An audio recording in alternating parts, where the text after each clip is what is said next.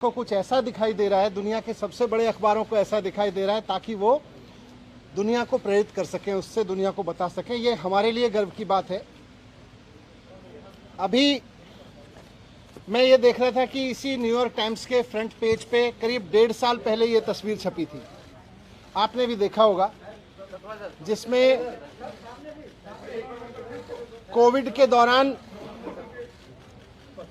नदी के किनारे जलती हुई लाखों लाशों की तस्वीरें छपी थीं।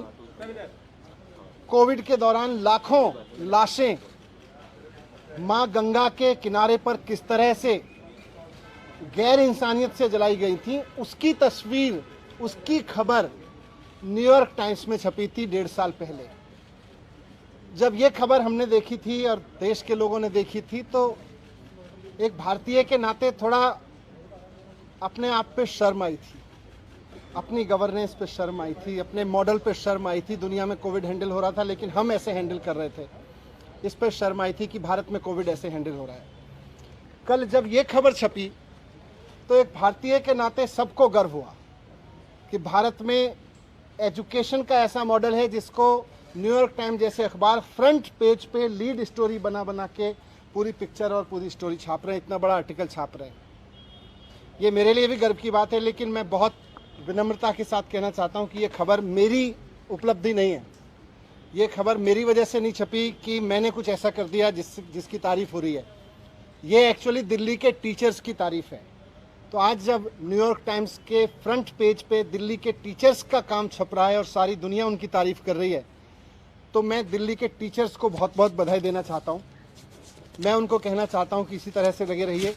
लाखों करोड़ों बच्चे, आने वाली पीढ़ियां इस बात को याद रखेंगी कि दिल्ली के टीचर्स ने और दिल्ली के बच्चों ने इतनी मेहनत की कि उनका काम दुनिया में, सारी दुनिया के सर चढ़ के बोला, सारी दुनिया में भारत की तारीफ का कारण बना। ये हम सबके लिए और ख़ासतौर से हमारे टीचर्स के लिए गर्व की बात है। कल मेरे घर सीबीआई के ऑफिसर्स आए थे और दिल्ली सचिवालय में मेरे जो एजुकेशन मिनिस्टर का, डिप्टी सीएम का ऑफिस है, वहाँ पर भी उन्होंने रेड की थी। सारे ऑफिसर्स दोनों जगह बहुत अच्छे लोग थे, बहुत अच्छे से सबने बहुत व्यवहार किया।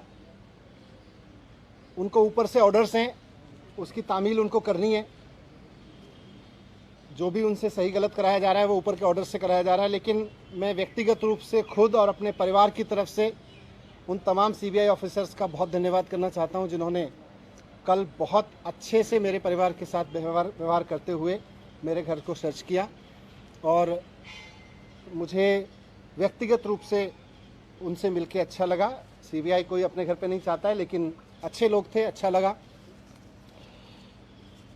जिस एक्साइज पॉलिसी के बारे में ये सारा विवाद खड़ा किया जा रहा है, मैं उसके बारे में कहना चाहता हूं कि वो इस देश की सबसे बेस्ट एक्साइज पॉलिसी है और उस पॉलिसी को हम पूरी ट्रांसपेरेंसी और पूरी ईमानदारी से लागू कर रहे थे और बहुत ईमानदारी से वो पॉलिसी तैयार की गई। अगर दिल्ली के एलजी साहब ने 48 घंटे पहले उस पॉलिसी को फेल करने की साजिश के तहत अपना फैसला नहीं बदला होता, तो आज दिल्ली सरकार को इस बेस्ट एक्साइज पॉलिसी से कम 10,000 करोड़ रुपए हर साल मिल रहे होते। ये लोग कह रहे हैं कि इस पॉलिसी में बहुत बड़ा घोटाला हो गया। कल मैं मनोज तिवारी जी का एक प्रेस कॉन्फ्रेंस देखा मैंने। मनोज तिवारी जी कह रहे थे कि 8,000 करोड़ का घोटाला हो गया है एक्साइज पॉलिसी में। मनीष सिसोदिया ने 8,000 करोड़ का घोटाला किया। फिर थोड़ी देर बाद बीजेपी के और एक नेता आए प्रेस कॉन्फ्रेंस करने या शायद किसी मीडिया में बात करने, वो बोले 1100 करोड़ का घोटाला मनीष सिसोदिया ने किया है। फिर मैं सोच रहा था कि एलजी साहब ने जो प्रेस रिलीज जारी किया था उसमें उन्होंने लिखा था 144 करोड़ का घोटाला कर दिया मनीष सिसोदिया ने। कल फिर जब सीबीआई के ऑफिसर्स आए तो वो एफआईआर लेके आए थे, उसमें ना 8,000 करोड़ का जिक्र था, ना 1100 करोड़ का जिक्र था। उसमें लिखा था, सोर्सेज कह रहे हैं कि 1 करोड़ का घोटाला हुआ है। सोर्सेज कह रहे हैं कि 1 करोड़ का घोटाला हुआ है, ये सीबीआई की एफआईआर कह रही है। इसमें ना 144 करोड़ का जिक्र है, ना 11,000 करोड़ का जिक्र है, 1100 करोड़ का, ना 8,000 करोड़ का मनोज तिवारी जी वाला जिक्र है। मैं कह रहा हूं कि ये सब बकवास है, ये सब बकवास कर रहे हैं। इस पूरी पॉलिसी में कोई घोटाला नहीं हुआ, बहुत शानदार पॉलिसी है। और जो ये लोग कह रहे हैं, इनको ना तो कुछ पता है, ना इन्होंने कुछ पढ़ा है, बस इनको तो कहीं से कोई स्क्रिप्ट जो दी जाती है ये उसको रटते हैं। मैं आज आपको बताता हूं कि इस पूरे शोर शराबे के पीछे असली कहानी क्या है, इसका सच क्या है। सच ये है कि मुद्दा शराब का घोटाला है ही नहीं। इनको शराब के किसी घोटाले की चिंता नहीं है, इनको घोटाले की चिंता नहीं है। अगर इनको शराब के घोटाले की चिंता होती तो गुजरात में हर साल 10,000 करोड़ रुपए की एक्साइज चोरी होती है। अगर शराब की एक्साइज की चोरी की अगर चिंता इनको होती, एक्साइज के घोटाले की इनको चिंता होती, तो आज ये सीबीआई का पूरा हेडक्वार्टर गुजरात में शिफ्ट करा देते 10,000 करोड़ का घोटाला रोकने के लिए। और यही लोग करवा रहे हैं, जो लोग सीबीआई को इंस्ट्रक्शंस दे रहे हैं ना, यही लोग गुजरात में 10,000 करोड़ रुपए की एक्साइज की चोरी कर रहे हैं। लेकिन इनको घोटाले की चिंता नहीं है, शराब की एक्साइज की पॉलिसी में हो रही चोरी की किसी की चिंता नहीं है, क्योंकि गुजरात में 10,000 करोड़ की चोरी हो रही है, वहां सीबीआई नहीं भेजते। अगर घोटाले की चिंता होती तो ईडी का दफ्तर वहां खुल जाता, ईडी का पूरा हेडक्वार्टर वहां शिफ्ट हो जाता, वहां नहीं हो रही कोई धरपकड़। इसलिए मुद्दा तो करप्शन है ही नहीं, मुद्दा तो शराब का घोटाला है ही नहीं, मुद्दा तो घोटाला है ही नहीं। अगर मुद्दा घोटाला होता तो प्रधानमंत्री जी ने कुछ दिन पहले बुंदेलखंड एक्सप्रेसवे का उद्घाटन किया था, आप सबने देखा था, आप सबने दिखाया था, सारे मीडिया ने चलाया था। और सारे मीडिया ने देश के बहुत शोर से बताया कि प्रधानमंत्री जी ने जिस हाईवे का, एक्सप्रेसवे का उद्घाटन किया था, 5 दिन के अंदर अंदर वो पूरी तरह से धंस गया। बहुत बड़ा घोटाला हुआ वो एक्सप्रेसवे बनाने में, हाईवे बनाने में। अगर मुद्दा करप्शन होता तो आज सीबीआई और ईडी प्रधानमंत्री द्वारा उद्घाटित किए गए उस महामार्ग के घोटालेबाजों को पकड़ रही होती, उनके घर रेड कर रही होती, जिन्होंने इतना बड़ा घोटाला कर दिया कि प्रधानमंत्री जी ने जिस एक्सप्रेसवे का उद्घाटन किया 5 दिन में धंस गया। वो है घोटाला। लेकिन जैसा मैं कह रहा हूं, मुद्दा घोटाला है ही नहीं। शराब या एक्साइज की चोरी इनकी परेशानी है ही नहीं, इनकी परेशानी है अरविंद केजरीवाल। इनकी परेशानी है कि अरविंद केजरीवाल जिस तरह से अब पूरे देश में एक काम करने वाले ईमानदार नेता के रूप में पहचान बनाते जा रहे हैं और पूरे देश के लोग अब उनको पसंद करने लगे, इनकी परेशानी ये है।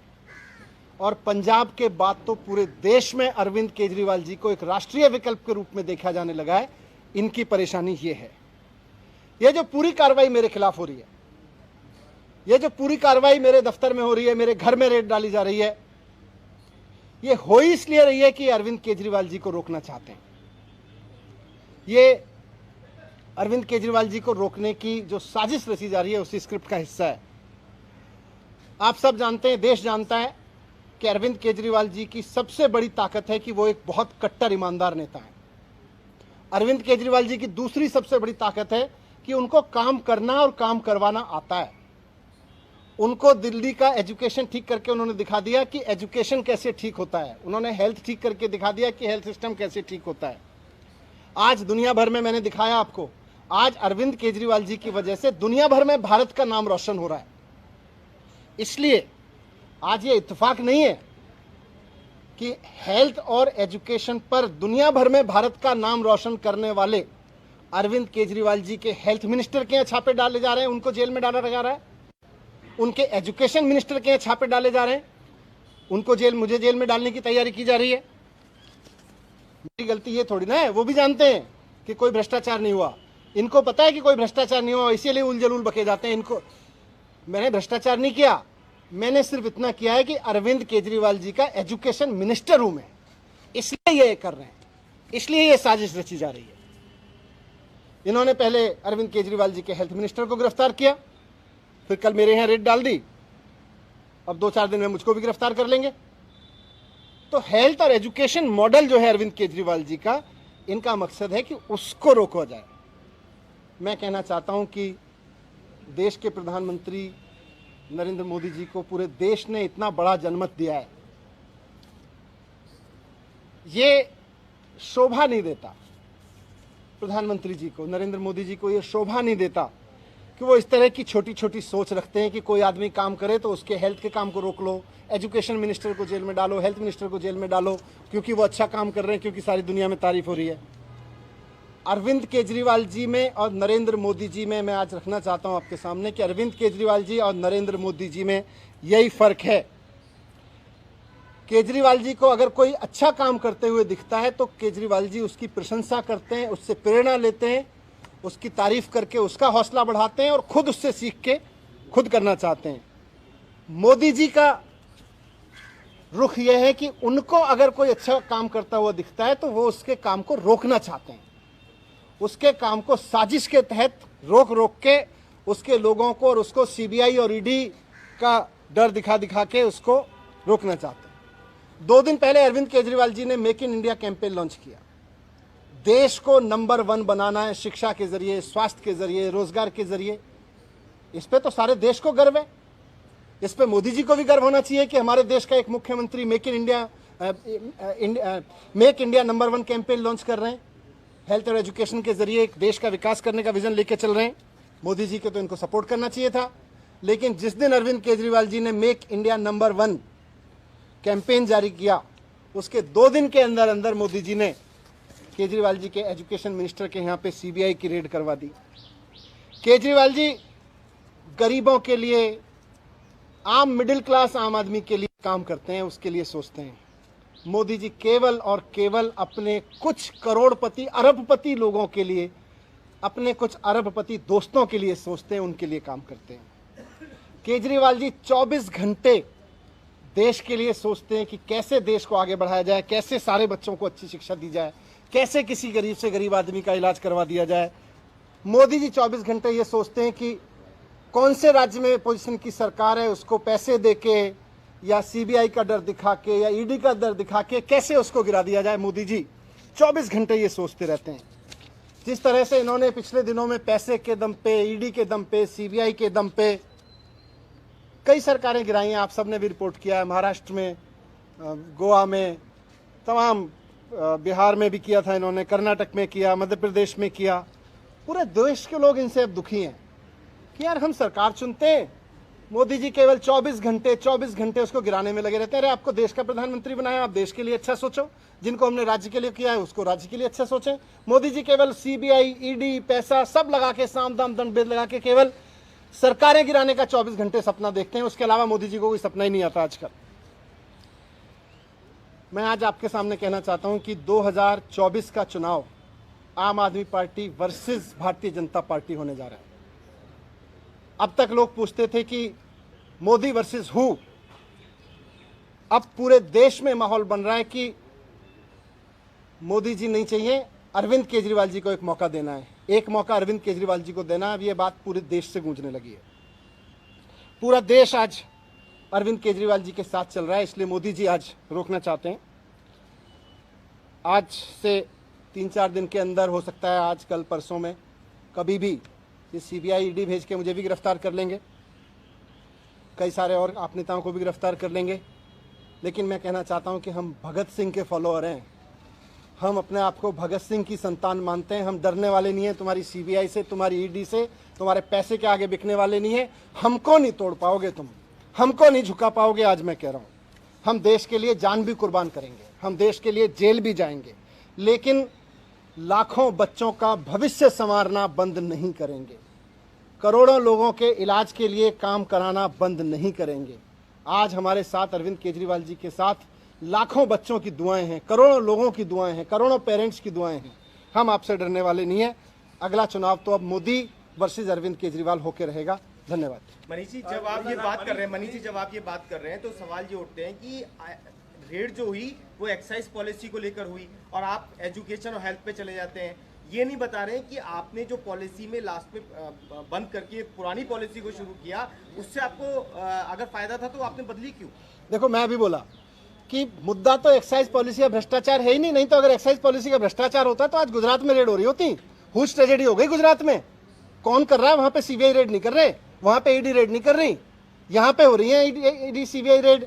मुझे जेल भेजेंगे, उन लोगों को जेल भेजते। इनके ही तो लोग हैं वो करा रहे हैं, 10,000 करोड़ की चोरी कर ले रहे हैं, लोग मरवा रहे हैं। तो मुद्दा तो असली है कि अरविंद केजरीवाल को कैसे रोकना है। इस पे पुरानी पॉलिसी दोबारा से क्यों लाई गई? पुरानी पॉलिसी दोबारा से क्यों लाई गई?